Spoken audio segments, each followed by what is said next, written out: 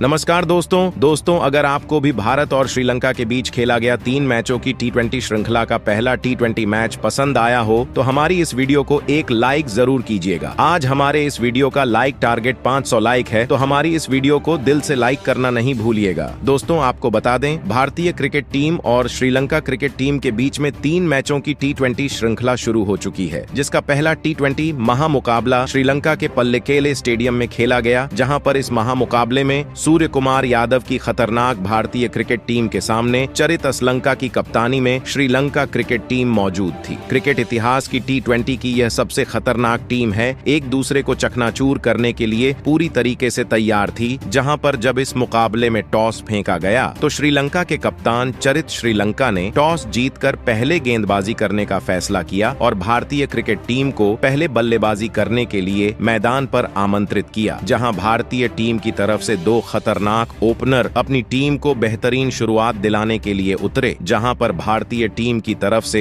यह यशस्वी जायसवाल और शुभमन गिल के कंधों पर अपनी टीम को विस्फोटक अंदाज में शुरुआत दिलाने की जिम्मेदारी थी। जहां पर दिलशान मधुशंका श्रीलंका की तरफ से पहले ओवर डाल ले आए तो पहले ही ओवर की पहली गेंद पर शानदार जायसवाल ने बाउंड्री लगाकर अपना खाता खोला। लेग स्टंप के बाहर डाली गई गेंद को बल्लेबाज ने बैकफुट से फाइन लेग की ओर शॉट लगाकर यह खाता खोला था। इसके बाद दोस्तों, इस ओवर की चौथी 5वीं गेंद पर शुभमन गिल ने भी अपना खतरनाक अंदाज दिखाया और एक शानदार चौका लगाकर बाउंड्री बटोरी। उसके बाद अंतिम गेंद पर जो बैक टू बैक दूसरा चौका लगाकर शुभमन गिल ने इस ओवर में अपनी टीम के 13 रन पूरे कर दिए। दूसरी ओवर में जब आशिता फर्नांडो नाम का गेंदबाज आया, जायसवाल ने पहली गेंद पर फ्रेंच कट चौका लगाकर बाउंड्री बटोरी थी। इस ओवर की 5वें गेंद पर जायसवाल के बल्ले से एक और गैप में फील्डर के बीच से शॉट लगाकर चौका बटोरा गया, पॉइंट और कवर्स फील्डर के बीच से, जहां पर 2 ओवर में भारत ने बिना कोई विकेट 22 रन बना लिए। दोस्तों, इन दोनों का तूफान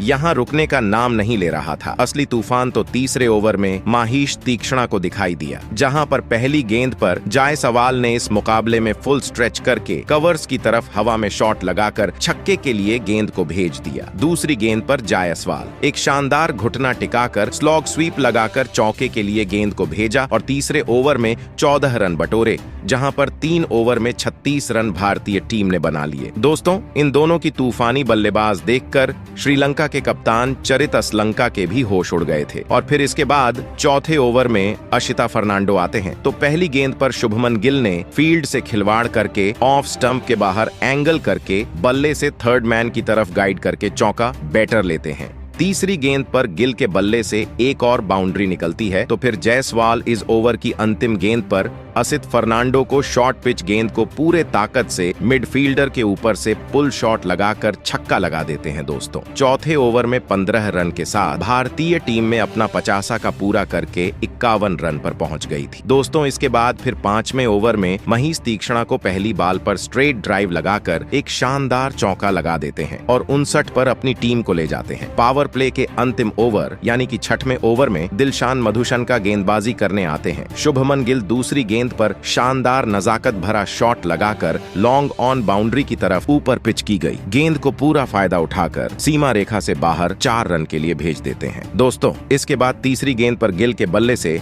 ऑन साइड की तरफ निशाना बनाकर फील्डर के ऊपर से एक चौका बटोरा गया। दोस्तों, इस ओवर की 5वीं गेंद पर मधुशंका को शुभमन ने पुल शॉट लगाकर गगनचुंबी छक्का लगा दिया। इसके साथ ही दोस्तों, अपनी टीम के स्कोर को दोनों ने मिलकर 74 पर पहुंचा दिया था। इन दोनों के बीच में बेहतरीन 74 रन की साझेदारी हो चुकी थी, मगर पावर प्ले के अंतिम गेंद यानी 6वें ओवर के अंतिम गेंद पर मधुशंका को शुभमन गिल एक शॉट लगाने के चक्कर में आसिफा फर्नांडो के हाथों कैच आउट होकर पवेलियन चले जाते हैं। इस मैच में 34 रन बनाकर शुभमन गिल पवेलियन लौटे और दोस्तों, इसके बाद बल्लेबाजी करने के लिए विकेट कीपर बल्लेबाज ऋषभ पंत आते हैं तो फिर 7वें ओवर की पहली गेंद पर वनिंदु हशरंगा अपना पहला ओवर लेकर आते हैं और जायसवाल को विकेट कीपर के हाथों स्टंप आउट करके पवेलियन वापस भेज देते हैं। जायसवाल इस मुकाबले में तूफानी 21 गेंद में 40 रन बनाकर पवेलियन चले जाते हैं। इसके बाद सूर्य कुमार यादव के ऊपर अपनी टीम को संभालने की जिम्मेदारी आ गई थी और फिर सूर्य कुमार यादव ने आकर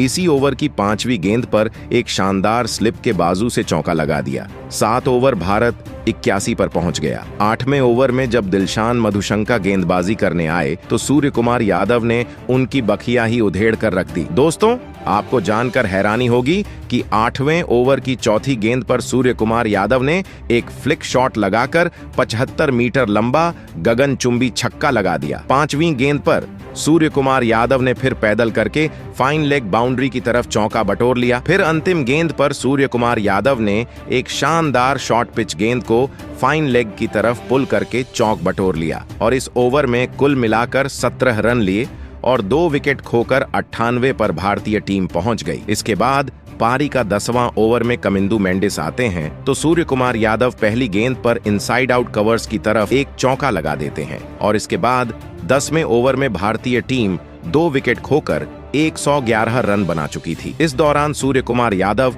और ऋषभ पंत ने मिलकर तीसरे विकेट के लिए 43 गेंदों में 76 रनों की साझेदारी कर डाली, जहां सूर्य कुमार यादव ने तो अपना अर्धशतक मात्र 21 गेंदों में ही पूरा कर लिया था। और दोस्तों, सूर्य कुमार यादव की ऐसी खतरनाक बल्लेबाजी देखकर श्रीलंकाई कप्तान चरित्र असलंका ने गेंदबाजी में बदलाव करने फैसला किया और उन्होंने माथीशा पथिराना के हाथ में गेंद थमा दी और जैसे ही 14वां ओवर मथीसा पथिराना लेकर आए तो इसी ओवर की दूसरी गेंद पर उन्होंने सूर्य कुमार यादव को एलबीडब्ल्यू आउट कर पवेलियन का रास्ता दिखाया दिया, जहां बैकफुट पर जाकर सूर्य कुमार यादव स्वीप शॉट लगाने के लिए गए लेकिन गेंद को मिस कर गए और सीधे उनके पैरों से टकरा गई और उन्हें ऑनआउट दिया गया, जहां सूर्य कुमार यादव ने डीआरएस जरूर लिया लेकिन वह भी व्यर्थ चला गया और भारतीय टीम को कप्तान के रूप में तीसरा बड़ा झटका 150 रनों के कुल स्कोर पर लगा। अब सूर्य कुमार यादव का विकेट गिर जाने के बाद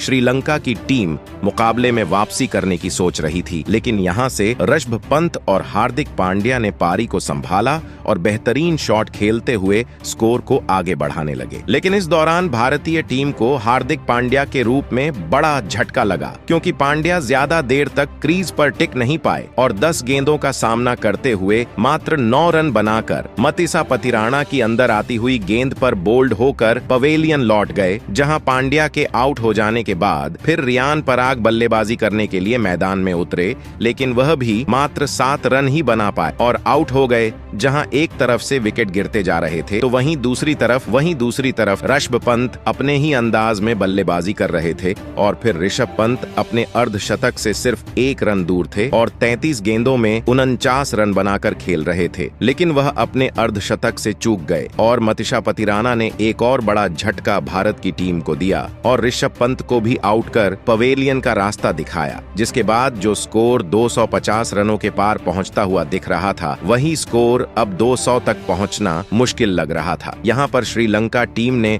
शानदार वापसी कर ली थी और इस बीच रिंकू सिंह और अक्षर पटेल मैदान में उतर चुके थे। हालांकि रिंकू सिंह आज कुछ खास कमाल नहीं दिखा पाए और सिर्फ 1 RN बनाकर आउट हो गए, लेकिन अक्षर पटेल ने 5 गेंदों का सामना किया और अंत तक नाबाद 10 रन बनाए, जिसमें एक छक्का भी शामिल रहा। वास्तव में भारतीय टीम के शीर्ष 4 बल्लेबाजों ने अच्छे हाथ दिखाए और अगर स्लॉग ओवरों में जूनियर मलिंगा मथीसा पथिराना अपना दम न दिखाते तो भारत का स्कोर और भी ज्यादा होता। कुल मिलाकर टीम सूर्य कुमार ने सीरीज का अच्छा आगाज करते हुए कोटे के 20 ओवरों में 7 विकेट खोकर 213 रन बनाने में कामयाब हो सकी। भारतीय टीम ने 214 रनों का एक बड़ा लक्ष्य श्रीलंका की टीम के आगे रखा। उसके बाद भारतीय टीम से मिले 214 रनों के विशाल लक्ष्य का पीछा करने श्रीलंका के 2 दिग्गज ओपनर बल्लेबाज मैदान में उतरे। पाथम निशंक और कुशल मेंडिस के कंधों पर इस महामुकाबले में अपनी टीम को एक विस्फोटक ओपनिंग शुरुआत दिलाने की बहुत ही बड़ी जिम्मेदारी थी और श्रीलंका की इस ओपनिंग जोड़ी ने मैदान में उतरते ही धमाकेदार बल्लेबाजी करना शुरू कर दिया और भारतीय टीम की अनुभवी गेंदबाजी के सामने लगातार बड़े शॉट खेलकर भारत के सामने परेशानी खड़ी करी, जिसने शुरुआत से ही भारतीय कप्तान सूर्य कुमार यादव को चिंता मेडल दिया। श्रीलंका की यह ओपनिंग जोड़ी आसानी से रन बना रही थी और देखते ही देखते श्रीलंका की ओपनिंग जोड़ी ने बेहतरीन अर्धशतकीय रनों साझेदारी का आंकड़ा भी पार कर लिया। दबाव अब पूरी तरह भारतीय गेंदबाजी पर नजर आ रहा था। कोई भी भारतीय गेंदबाज श्रीलंका की इस ओपनिंग साझेदारी को नहीं रोक पा रहा था। भारतीय कप्तान सूर्य कुमार यादव की मुश्किलें लगातार बढ़ती दिखाई दे रही थीं। श्रीलंका की यह ओपनिंग साझेदारी बहुत ही ज्यादा खतरनाक हो चुकी थी। पाथम निशंका और कुशल मेंडिस ने मिलकर अब अपनी टीम को तूफानी 84 रनों पर पहुंचा दिया था। लेकिन फिर तभी पारी का 9वां ओवर डालने आए अर्शदीप सिंह आए। उन्होंने सेट हो चुके कुशल मेंडिस को यशस्वी जायसवाल के हाथों कैच आउट कर दिया। कुशल मेंडिस इस मैच में 27 गेंदों में 45 रनों की शानदार पारी खेली। अब इस गजब की ओपनिंग साझेदारी के टूटने के बाद अब कुशल परेरा बल्लेबाजी करने मैदान में उतरे, लेकिन दूसरे छोर पर सेट हो चुके पाथम निशंका को कोई भी भारतीय गेंदबाज रोक नहीं पा रहा था। पाथम निशंका अकेले के दम पर इस मुकाबले को आगे बढ़ा रहे थे। इसी बीच पाथम निशंका ने अपना धमाकेदार अर्धशतक भी पूरा कर लिया था। भारतीय गेंदबाजी अब फिर एक बार दबाव में थी। भारतीय टीम के गेंदबाज विकेट लेने में असफल दिख रहे थे। सेट हो चुके पाथम निशंका ने नए बल्लेबाज कुशल परेरा के साथ मिलकर भी फिर एक बार एक महत्वपूर्ण साझेदारी अपनी टीम के लिए बना दी थी। भारतीय गेंदबाजी अब बहुत ही बड़ी मुसीबत में थी, लेकिन तभी पारी का 15वें ओवर डालने आए। अक्षर पटेल ने भारतीय टीम के लिए सबसे बड़ा खतरा बन चुके पाथम निशंका को ही क्लीन बोल्ड कर दिया। पाथम निशंका महज 48 गेंदों में 79 रन बनाकर आउट हो गए। अक्षर पटेल ने इस मुकाबले का एक सबसे बड़ा विकेट अब भारतीय टीम को दिला दिया था। यह विकेट इस मुकाबले को अब किसी भी तरफ मोड़ सकता था। अब बल्लेबाजी के लिए कमंडू मेंडिस मैदान में उतरे थे, लेकिन दूसरे छोर पर सेट हो चुके कुशल परेरा को भी अक्षर पटेल ने अपने इसी ओवर में रवि बिश्नोई के हाथों कैच आउट कर दिया। कुशल परेरा 14 गेंद में 20 रन बनाकर आउट हो गए। अक्षर पटेल ने अपने एक ही ओवर में यह पूरा मुकाबला ही पलट दिया था। भारतीय टीम ने इस मुकाबले में अब वापसी कर ली थी। अब बल्लेबाजी के लिए श्रीलंका के कप्तान चरित असलंका मैदान में उतरे, लेकिन कप्तान चरित असलंका को रवि बिश्नोई ने यशस्वी जायसवाल के हाथों कैच आउट कर दिया। श्रीलंका के कप्तान चरित असलंका इस मुकाबले में अपना खाता भी नहीं खोल पाए, लेकिन अब मुकाबला आखिरी 4 ओवरों में पहुंच चुका था, क्योंकि अब श्रीलंका को जीत के लिए अंतिम 4 ओवरों में 56 रनों की जरूरत थी। लेकिन पारी के 17वें ओवर में गेंदबाजी पर आए रियान पराग की इस ओवर की पहली ही गेंद पर नए बल्लेबाज दासन शंका का रन आउट हो गए। दासन शंका इस मुकाबले में अपना खाता भी नहीं बोल पाए, तो वही रियान पराग ने अपने इस ओवर में कमंडू मेंडिस को भी क्लीन बोल्ड कर दिया। कमंडू मेंडिस 8 गेंद में महज 12 रन बनाकर आउट हो गए, तो वही इस रियान पराग के ओवर में श्रीलंका की टीम को केवल 5 ही रन मिले, जिस वजह से अब आखिरी 3 ओवरों में श्रीलंका को जीत के लिए 51 रनों की जरूरत थी। अब श्रीलंका की टीम इस मुकाबले में पूरी तरह पीछे छूट चुकी थी। भारतीय गेंदबाजी ने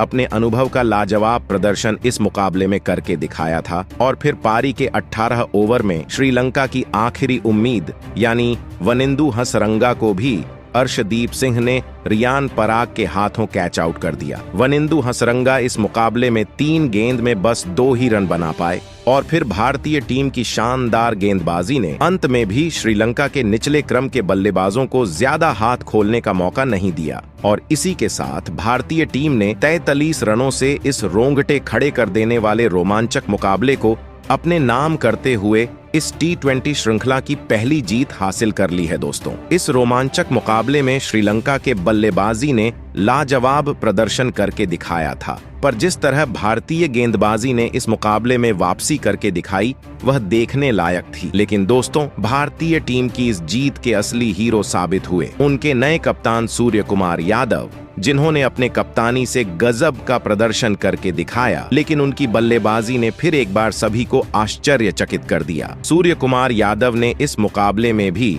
उन्हें विश्व का सबसे बेहतरीन T20 बल्लेबाज माना जाता है, वह सभी को दिखा दिया। सूर्य कुमार यादव ने इस मुकाबले में 26 गेंदों में 223 के स्ट्राइक रेट से 58 रनों की लाजवाब पारी खेली और इसी के चलते भारतीय टीम यह रोमांचक जीत हासिल कर पाई। तो दोस्तों, आपको सूर्य कुमार यादव की इस मुकाबले में खतरनाक कप्तानी और धमाकेदार बल्लेबाजी के लिए 10 में से कितने अंक देना चाहेंगे? आप अपनी राय नीचे कमेंट में देना बिल्कुल भी ना भूले। साथ ही सपोर्ट अपडेट्स के लिए हमारे चैनल को सब्सक्राइब जरूर करें। धन्यवाद।